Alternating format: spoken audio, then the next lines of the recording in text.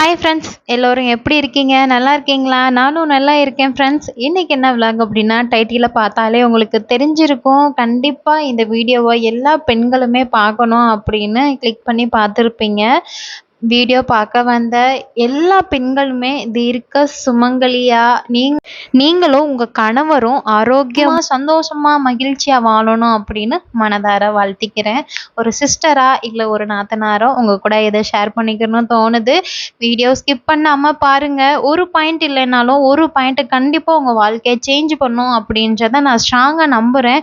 ஒரு 10 டிப்ஸ் தான் ஃப்ரெண்ட்ஸ் இன்னைக்கு வந்து உங்க கூட ஷேர் பண்ணிக்கிற போறேன். அதனால எல்லா டிப்ஸுமே நல்லா கேளுங்க.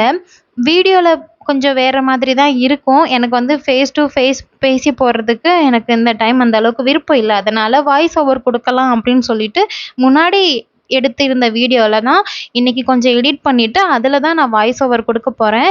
ஜஸ்ட் நீங்க உங்க ஃபோன கீழ வச்சுட்டு, நான் பேசுறத ஒரு சிஸ்டரா நீங்க காது குடுத்து கேட்டா போதும். உங்களுக்கு விருப்பம் இருந்ததுன்னா, கண்டிப்பா ஃபுல்லா கேளுங்க. உங்க லைஃப்‌க்கு சின்ன ஒரு சேஞ்ச் என்னால இந்த வீடியோ மூலம் கொண்டு வர முடியும் அப்படின்றத நான் ஸ்ட்ராங்கா நம்புறேன். எல்லாருமே ஃபர்ஸ்ட்டு நம்ம புலம்புறதே என்ன?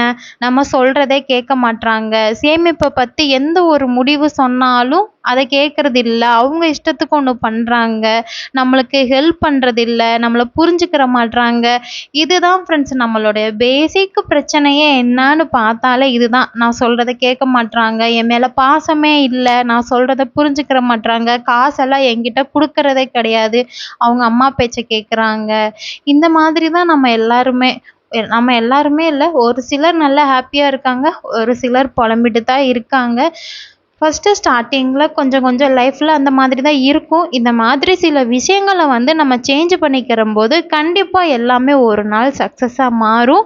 வாங்க ஃப்ரெண்ட்ஸ், என்னென்ன டிப்ஸ் அப்படின்றத எனக்கு தெரிஞ்சத, என்னுடைய வாழ்க்கையில நான் என்னோட அனுபவம் என்னவோ, அத தான் இன்னைக்கு வந்து நான் உங்க கூட இந்த விளாக்ல வந்து ஒரு 10 டிப்ஸா வந்து ஷேர் பண்ண போறேன். ஃபர்ஸ்ட்டு நான் மெயினா சொல்ற டிப் அப்படி என்னன்னா சண்டை. சண்டைனால தான் எல்லாமே ஸ்டார்ட் ஆகும். ஒரு சண்டைனால தான் மனக்கசப்பு ஏற்படும். மனக்கசப்பு வந்தாலே பிரிவு உண்டாகும். சண்டை தான் ஃப்ரெண்ட்ஸ் ஃபர்ஸ்ட்டு காரணமே. நல்லா யோசிச்சு பாருங்க. சண்டை வராத ஃபேமிலியே இருக்காது. எக்ஸாம்பிளுக்கு எடுத்துக்கிட்டோம்னா, நம்ம மாமியார் மாமனாரா இருக்கட்டும், நம்ம அம்மா அப்பாவா இருக்கட்டும், ஏன் நம்ம யாரையெல்லாம் நம்ம இவங்கள மாதிரி வாழணும்னு ஆசைப்படுறோமோ, அவங்களுக்குள்ளயுமே சண்டை வரதான் செய்யும். ஆனா, அந்த சண்டைய ஹேண்டில் பண்ற விதமும், எதுக்கு சண்டை போடணும், எதுக்கு சண்டை போடக்கூடாதுன்னு அந்த மெச்சூரிட்டி இருக்குல்ல, அதுதான் ஃப்ரெண்ட்ஸ் அந்த லைஃப்பை வந்து ரொம்ப நாளைக்கு கொண்டு போறதுக்கு மெயின் காரணமே. கண்டிப்பா சண்டையே வராம ஒரு ஹஸ்பண்ட் ஒய்ஃப் லைஃப்பை வந்து கண்டிப்பா கொண்டு போக முடியாது. கண்டிப்பா சண்டை வரும். எல்லார் லைஃப்லயுமே யாரை நம்ம ரோல் மாடலா நினைக்கிறோமோ, அவங்க லைஃப்லயுமே கண்டிப்பா சண்டை வரும். ஆனா, எந்த சண்டைக்கு நம்ம முக்கியத்துவம் குடுத்து சண்டை போடணும், எதுக்கு இந்த இதுக்கெல்லாம் நம்ம சண்டை போடக்கூடாது அப்படின்ற அந்த அனலைஸ் பண்ணி நம்ம அதுக்கு ஏத்த மாதிரி லைஃப்பை கொண்டு போகணும். சும்மா சும்மா தேவையில்லாத விஷயத்துக்கெல்லாம் நம்ம சண்டை போட்டு, தேவையில்லாம நம்மள வந்து டிப்ரெஷன் ஆக்கிக்கிறவே கூடாது. உங்களுக்கு தெரியும் லைஃப்ல வந்து நம்ம வாழ்க்கையில எது முக்கியம், எது முக்கியம் இல்ல அப்படின்றது ஒய்ஃபா இருக்க உங்களுக்கு நல்லாவே தெரியும். அப்போ முக்கியமான விஷயத்துக்கு கண்டிப்பா சண்டை போடுங்க. சண்டை போட்டாதான் ஒரு விஷயம் நம்மளுக்கு கிடைக்கும். நம்ம வாழ்க்கையில நம்ம கணவன், குழந்தைங்க எல்லாம் நல்லா இருப்போம் அப்படின்னு உங்களுக்கு தெரிஞ்சுச்சுன்னா, நீங்க ஸ்ட்ராங்கா நம்புனீங்கன்னா, கண்டிப்பா அந்த விஷயத்துக்காக நீங்க சண்டை போடுங்க. அதே நேரத்துல கொஞ்சம் சண்டை போடுறதுக்கு முன்னாடி யோசிச்சு பாருங்க. இப்போ நீங்க வந்து உங்க ஹஸ்பண்ட் வந்து ஒரு துண்டவே கொண்டு வந்து குளிச்சுட்டு அப்படியே கொண்டு வந்து கட்டில்ல போட்டு போயிட்டாங்க. அவசரமா வேலைக்கு கிளம்பிட்டு போறாங்க. வேலைக்கு போயிருக்க ஹஸ்பண்டுக்கு ஃபோன் அடிச்சு, "ஏங்க நீங்க துண்டை இப்படி போட்டு போனீங்க?" அப்படின்னு சொல்லி நீங்க சண்டை போடுறது நியாயமா? இந்த மாதிரி தான் நான் வந்து இது ஒரு எக்ஸாம்பிளுக்காக தான் சொல்றேன். இந்த மாதிரி சின்ன சின்ன சண்டைகள்னால தான் நம்மளுக்குள்ள மனக்கசப்பு ஏற்பட்டு ஒருத்தருக்கு மேல ஒருத்தர் பாசம் இல்லாம வெறுப்பு உண்டாகிறதுக்கு காரணமே இந்த மாதிரி சின்ன சின்ன ரீசன் தான் ஃப்ரெண்ட்ஸ். அதனால சண்டை போடுங்க. எதுக்கு சண்டை போடணும், எதுக்கு சண்டை போடக்கூடாது அப்படின்றத கொஞ்சம் யோசிச்சு பாருங்க. சண்டை போட்டதுக்கு அப்புறம் நம்ம தான் வருத்தப்பட்டுட்டு உட்கார்ந்துருப்போம். தேவையில்லாத டென்ஷன், டிப்ரஷன், தூக்கமின்மை, உடம்புக்கு டயர்டு இது எல்லாமே நமக்கு தேவையா? அதனால சண்டை போடுறதுக்கு முன்னாடி இந்த விஷயத்துக்காக நம்ம சண்டை போடுறோம். இது நம்மளுக்கு தேவையா? தேவையில்லையா? அப்படின்றத கொஞ்சம் பொறுமையா யோசிச்சு பாருங்க. கண்டிப்பா உங்களுக்கு புரியும்.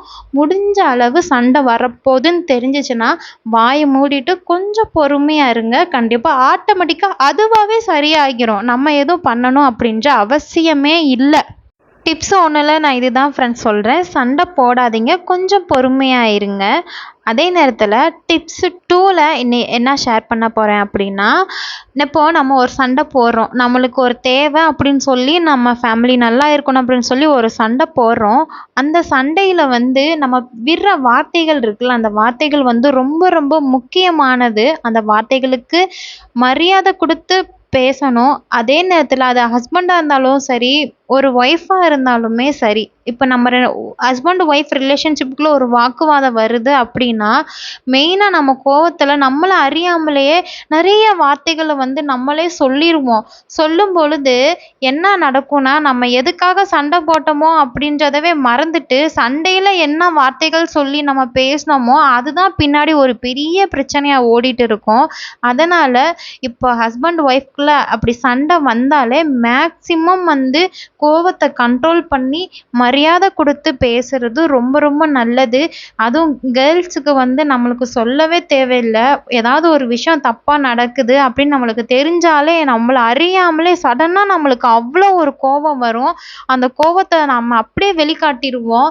அதுதான் நம்மளுடைய மெயினான நம்மளுடைய வீக்னஸே அதுதான். நம்ம கோவத்தை வந்து கொஞ்சம் கண்ட்ரோல் பண்ணி வார்த்தைகளுக்கு மரியாதை கொடுத்து நம்ம பேசினோன்னா கண்டிப்பாக நம்ம எதுக்காக சண்டை போட்டோமோ அந்த விஷயத்தில் நம்ம சாதிக்க முடியும். நம்ம கோவத்தில் நிறைய வார்த்தைகளை சொல்லி மரியாதை இல்லாமல் பேசி அதுக்கப்புறம் நம்ம தான் வருத்தப்படணும். நம்ம அப்படி சொல்லியிருக்க கூடாது, நம்ம ஹஸ்பண்டை நம்மளே அப்படி சொல்லிட்டோமே, இது தப்பு, நம்ம இந்த மாதிரி சொல்லியிருக்க கூடாது அப்படின்னு சொல்லி நம்மளே ஃபீல் பண்ணிட்டு இருப்போம். அதனால் டிப் நம்பர் 2ல நான் இதுதான் சொல்லுவேன். சப்போஸ் சண்டை வந்துச்சுன்னா அந்த சண்டையில் உங்களை கண்ட்ரோல் பண்ணிக்கிட்டு பேசுகிற வார்த்தைகளை கவனமாக பேசுங்க, மரியாதை கொடுத்து பேசுங்க. எதுனாலும் நல்லதே நடக்கும் அப்படின்னு மனசுல நம்பிட்டு கொஞ்சம் வார்த்தைகளுக்கு மரியாதை கொடுத்து பேசுறது ரொம்ப ரொம்ப நல்லது. அதுதான் நான் வந்து டிப்பு 2ல வந்து ஷேர் பண்ணுறது. மரியாதை ரொம்ப முக்கியம். அது ஹஸ்பண்டாக இருந்தாலும் சரி, ஒய்ஃபாக இருந்தாலும் சரி, சண்டைன்னு வந்துட்டாலே வார்த்தைகளை வந்து கவனமாக மரியாதையாக பேசினாலே அந்த சண்டை வந்து ரொம்ப நீடிக்காமல் அப்பயே கொஞ்சம் ஸ்டாப் ஆகிறதுக்கு சான்சஸ் வந்து நிறையா இருக்குது. டிப்ஸு நம்பர் 3ல ஹஸ்பண்டை வந்து அவங்கள ஃப்ரீடத்துக்கு இருக்க விடுங்க. அதுதான் மெயினான ரீசனே. நம்ம ஹஸ்பண்டை நம்ம கைக்குள்ளே வைக்கணும் அப்படின்னு நினச்சாலே ஃபஸ்ட்டு அவங்களுடைய ஃப்ரீடத்தை வந்து நம்ம எப்போவுமே டிஸ்டர்ப் பண்ணக்கூடாது. இப்போ நம்மளுக்கு வந்து ஒரு சிக்கன் பிரியாணி பிடிக்கும் அப்படின்னா அதே பிரியாணி ஹஸ்பண்டுக்கும் பிடிக்கணும் அப்படின்னு நம்ம எதிர்பார்க்குறோம்ல, அது தப்பு. நம்மளுக்கு சிக்கன் பிரியாணி பிடிச்சிருக்கா, அவருக்கு என்ன பிடிச்சிருக்கு, அவருக்கு வந்து தக்காளி சாதம் பிடிக்கலாம், இல்லை ஏதாவது மட்டன் பிரியாணி கூட பிடிக்கலாம். இல்லைங்க, நம்ம 2 பேரும் ஒன்று தானே, ஒருத்தருக்கு ஒருத்தருக்கு ஏன் நீங்கள் நான் சாப்பிட்றத நீங்கள் ஏன் சாப்பிட மாட்டீங்க அப்படின்னு சொல்லி, இது வந்து நான் ஒரு எக்ஸாம்பிளாக தான் சொல்கிறேன். இதே இது உங்களுக்கு வந்து கிரிக்கெட் பிடிக்கலாம், அவருக்கு வந்து ஃபுட்பால் பிடிக்கலாம். இந்த மாதிரி தான் இதை வந்து நான் ஒரு பேசிக்காக சொல்கிறேன். நீங்கள் அது வந்து உங்கள் லைஃப்பில் எந்த மாதிரி அப்படின்றத நீங்கள் தான் அதை அப்ளை பண்ணி பார்க்கணும். அவருக்கு என்ன பிடிக்குமோ அதை அவரோட ஸ்டைலில் அவரை பண்ண விடுங்க. அப்போ தான் சண்டைகளே வராது. மெயின் ரீசனே அதுதான். அவங்களோட ஃப்ரீடத்தை மட்டும் நம்ம டிஸ்டர்ப் பண்ணாமல் அவங்க கையில் கொடுத்துட்டாலே அவங்க வந்து ஹாப்பி ஆயிடுவாங்க, நம்மக்கிட்டையும் ஹாப்பியாக பேசுவாங்க. மெயின் அதுதான். இங்கே நிறைய இடத்துல வந்து அந்த ஃப்ரீடமே இல்லாமல் போயிடுது. இதே நேரத்தில் நான் வந்து ஒரு எந்த அளவுக்கு ஒரு ஒய்ஃப் வந்து ஹஸ்பண்டுக்கு ஒரு ஃப்ரீடம் கொடுக்குறாங்களோ சேம் அதே தான் ஹஸ்பண்டும் அந்த ஒய்ஃபுக்கு வந்து அவ்வளோ ஃப்ரீடம் வந்து கொடுக்கணும். அதுதான் உண்மை. 2 பேருமே அவங்களோட ஃப்ரீடத்தை கரெக்டாக மெயின்டைன் பண்ணுனா ரொம்ப நல்லா இருக்கும். அதே நேரத்தில் இன்னொரு விஷயமும் நான் சொல்லணும்னு நினைக்கிறேன். இது சரியா தப்பா அப்படின்னா எனக்கு தெரியாது. பட் ஆனால் எனக்கு சொல்லணும்னு தோணுது. இப்போ ஒரு ஒய்ஃப் வந்து ஒரு ஹஸ்பண்டுக்கு ஒரு ஃப்ரீடம் கொடுக்குறாங்க அப்படின்னா அந்த ஃப்ரீடத்தை தயவு செஞ்சு அதை நல்ல வழியில் மட்டும்தான் யூஸ் பண்ணணுமே தவிர தப்பான வழிக்கு போகவே கூடாது. அதுதான் மெயினான ரீசன். அதுக்கு தான் இங்கே நிறைய ஒய்ஃபுகள் எல்லாம் பயந்துட்டு ஃப்ரீடமே கொடுக்கறதே கிடையாது. இதுதான் மெயினான ரீசன். எங்கே எங்கே ஃப்ரீடம் கொடுத்தா அவங்க தப்பான பழக்கம் எதுவும் பழகிருவாங்களோ அப்படின்னு பயந்துட்டு தான் இங்கே நிறைய ஒய்ஃபுங்க வந்து ஹஸ்பண்டுக்கு ஃப்ரீடமே கொடுக்கறதே இல்லை. அதனால் ஒருத்தவங்க ஒரு ஹஸ்பண்டாக இருக்கட்டும் ஒய்ஃபாக இருக்கட்டும் ஒருத்தவங்க நம்மளுக்கு ஒரு ஃப்ரீடம் கொடுக்குறாங்கன்னா அதை நல்ல வழியில் யூஸ் பண்ணிக்கிட்டா கண்டிப்பாக குடும்பம் வந்து ஹாப்பியாக இருக்கும். ஹஸ்பண்ட் ஒய்ஃப் ரிலேஷன்ஷிப்புமே ஸ்மூத்தாக ஹாப்பியாக நல்லா இருக்கும். தேர்ட் டிப்பில் நான் இதுதான் ஃப்ரெண்ட்ஸ் சொல்லுவேன். ஃப்ரீடம் கொடுக்கணும். ஹஸ்பண்டுக்கு உங்கள் சொல்ல கேட்டு உங்கள் கூட இருக்கணும்னா அவங்களுக்கு அந்த ஃப்ரீடம் கொடுக்கணும். அதே நேரத்தில் அந்த ஃப்ரீடத்தை அவங்க கரெக்டாக யூஸ் பண்ணுறாங்களா அப்படின்றதும் செக் பண்ணுறது உங்களுடைய கடமை தான் அது. ஃபோர்த்து டிப் அப்படி என்னன்னா, எப்போ பார்த்தாலும் எதலாவது ஒன்று குறை சொல்லிட்டே இருக்கிறது. அதுதான் நான் நானே தான் இது நிறைய டைம் நானே பண்ணுவேன். பண்ணிட்டு நானே ஏன் கோகிலா இப்படி பண்ணுன அப்படின்னு எனக்கே நானே திட்டிப்பேன். இப்போ ஏதாவது ஒரு பொருள் வாங்கிட்டு வந்து கொடுக்குறாங்க. நானே ஒரு ஷார்ட்ஸ் வீடியோவில் கூட சொல்லியிருப்பேன். ஒரு மளிகை பொருள் நம்ம எழுதி கொடுத்து விட்றோம். அதில் ஒரு சில பொருள் வாங்காமல் வந்துடுவாங்க. இல்லை நம்ம சொன்னதை விட மாற்றி ஒரு சில பொருள் வாங்கிட்டு வந்துடுவாங்க. அந்த மாதிரி வாங்கிட்டு வந்தோடனே நம்ம உடனே பார்த்துட்டு ஏன் இப்படி பண்ணுறீங்க, இது கூட உங்களுக்கு தெரியாதா, இது கூட வாங்க தெரியாதா, இது கூட நீங்கள் சரியாக பண்ண மாட்டீங்களா, உங்களுக்கு இது கூட க்ளீன் பண்ண தெரியாதா, இது கூட உங்களுக்கு அடுக்கி வைக்க தெரியாதா, இப்படின்னு ஒவ்வொரு குறையா சொல்லி அவங்கக்கிட்ட சண்டை போடாமல் அதுக்கு தான் நம்மக்கிட்ட ஒரு வழி இருக்கு. ஹஸ்பண்டை ஐஸ் வைக்கலாம். ஐஸ் வச்சு ஏங்க சண்டை போடாமல் கொஞ்சம் பொறுமையாக ஏங்க இப்படி பண்ணீங்க, இதை இப்படி வைக்காதீங்க, இதை இங்கே மாற்றி வைங்க அப்படின்னு சொல்லலாம். அதே நேரத்தில் அவங்கள ரொம்ப என்கரேஜ் பண்ணியும் நம்ம பேசலாம். இப்போது ஆமாம் ஒரு பொருள் வாங்கிட்டு வரல, ஆனால் மிஸ் ஆயிடுச்சு வாங்கிட்டு வரல. நம்ம சொன்ன பொருள் ஒரு பொருள் மிஸ் ஆயிடுச்சு, மீதி எல்லாம் வாங்கிட்டு வந்திருக்காங்களா, அந்த இடத்துல வந்து ஏன் இதை வாங்கிட்டு வரல அப்படின்னு சொல்லி சண்டை போடாமல் பரவாயில்லைங்க, சரிங்க, எல்லா பொருளும் வாங்கிட்டு வந்துட்டீங்க, அது ஒன்று மட்டும் மிஸ் ஆயிடுச்சு, ஓகே நம்ம நெக்ஸ்ட் டைம் வாங்கிக்கலாம், அந்த மாதிரி பேசலாம். இல்லை நீங்கள் அந்த அன்னைக்கு ஒரு க்ளீன் பண்ணி கொடுத்தீங்கல்ல அந்த பொருள், அது நல்லா இருக்குங்க, சூப்பராக இருக்குது, அந்த மாதிரி குறை சொல்லாமல் ஹஸ்பண்டை வந்து என்கரேஜ் பண்ணி புகழ்ந்து பேசுங்க. அப்படி பேசினாலே ஆட்டோமேட்டிக்காக உங்கள் மேலே வந்து ஒரு அன்பு, ஒரு லவ் ஆட்டோமேட்டிக்காகவே அது ஜாஸ்தி ஆயிரும். குறை சொல்கிறத தவிர்த்துட்டு ஹஸ்பண்டை வந்து புகழ்ந்து பேசுங்க. இதுதான் நான் வந்து டிப் நம்பர் 4ல் சொல்கிறது. ஏதாவது சின்ன சின்ன குறைகள் பண்ணுனாங்கன்னா ஃபஸ்ட்டு கொஞ்சம் அன்பாக பேசி அவங்களுக்கு புரிய வைக்க பாருங்கள். நிறைய டைமில் அவங்கள வந்து சப்போர்ட்டிவாக ரொம்ப என்கரேஜ் பண்ணி பேசுங்க. அதுவே வந்து உங்களுக்கும் உங்கள் ஹஸ்பண்டுக்கு இடையில இருக்க அந்த லவ்வுக்கு நல்லா ஸ்ட்ராங்கான ஒரு பாலமாக இருக்கும். டிப்ஸு நம்பர் 5 இது ரொம்ப ரொம்ப முக்கியம் ஃப்ரெண்ட்ஸ். அது ஹஸ்பண்டாக இருக்கட்டும் ஒய்ஃபாக இருக்கட்டும் உண்மையாக இருக்கணும். மெயினாக நம்ம ஒய்ஃபாக இருக்கிற நம்ம ஹஸ்பண்ட் கிட்ட உண்மையாக இருக்கிறது ரொம்ப ரொம்ப நல்லது.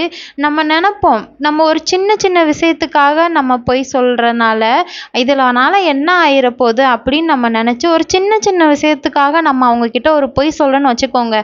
ஒரு கட்டத்துக்கு மேலே நம்ம அவங்கக்கிட்ட பொய் சொல்கிறோம் அப்படின்றத அவங்களுக்கு தெரிஞ்சிருச்சுன்னா நம்ம மேலே இருக்க நம்பிக்கையே போயிடும். அதுக்கப்புறம் நம்ம உண்மையே பண்ணினாலும் ஆமாம் இவ பொய் சொல்கிறா அப்படின்னு தான் நினைக்க ஸ்டார்ட் பண்ணிடுவாங்க.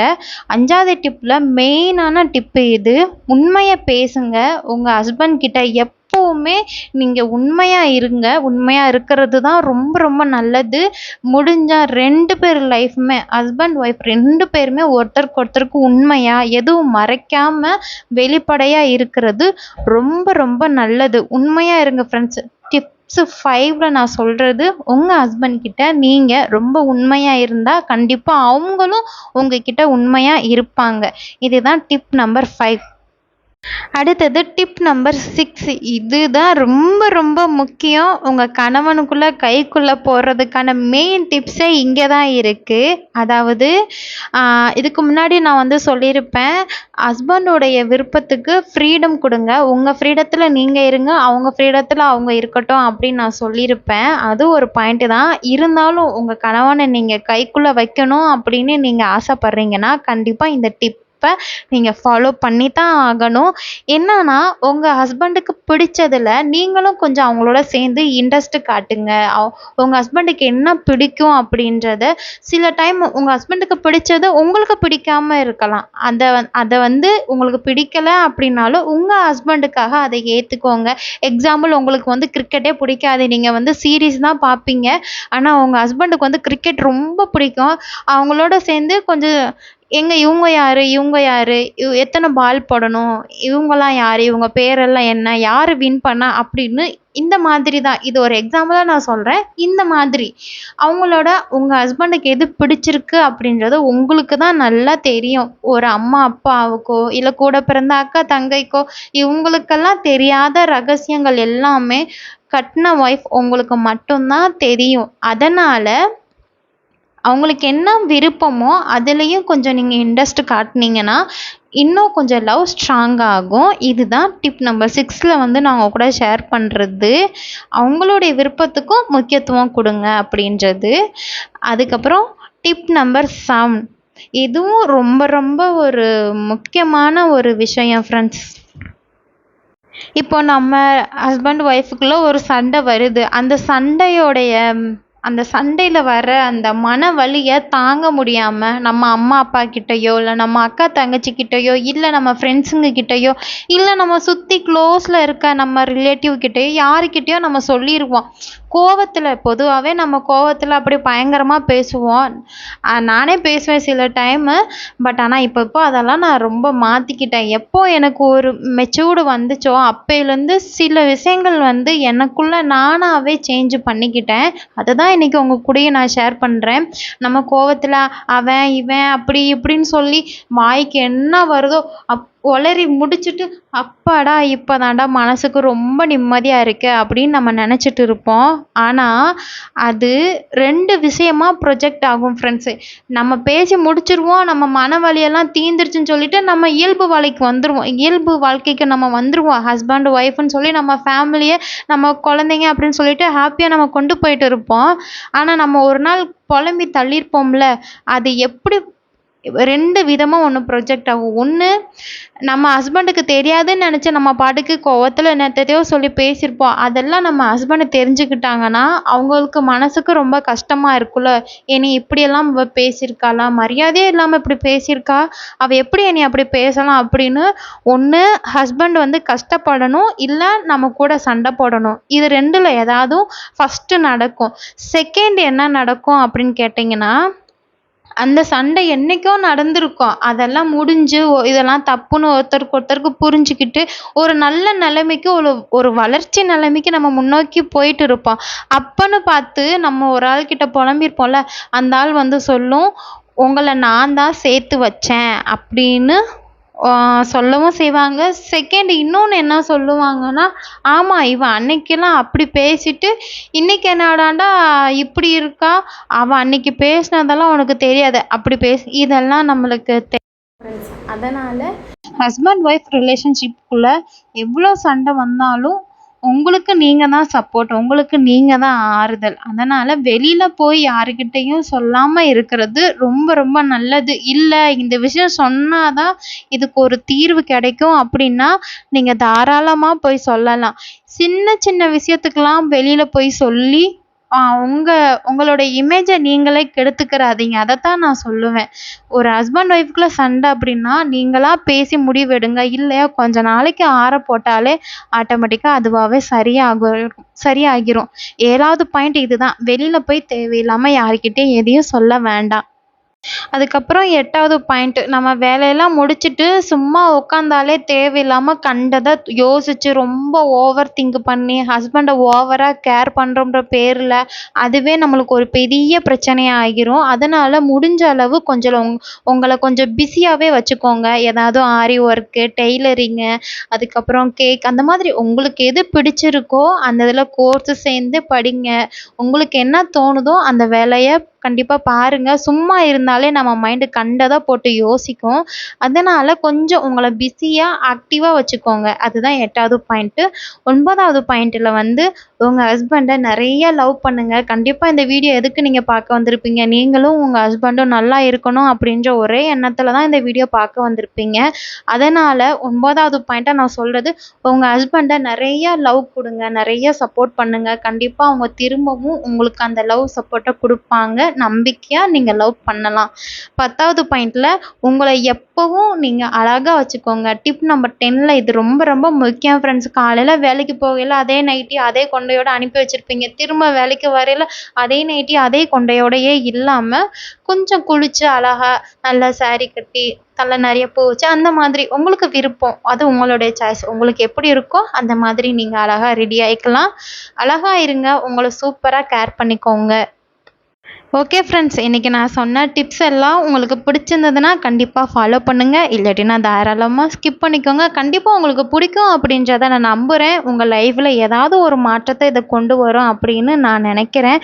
ஓகே ஃப்ரெண்ட்ஸ், பாய். இன்னொரு நல்ல வீடியோவில் பார்க்கலாம். தேங்க்யூ.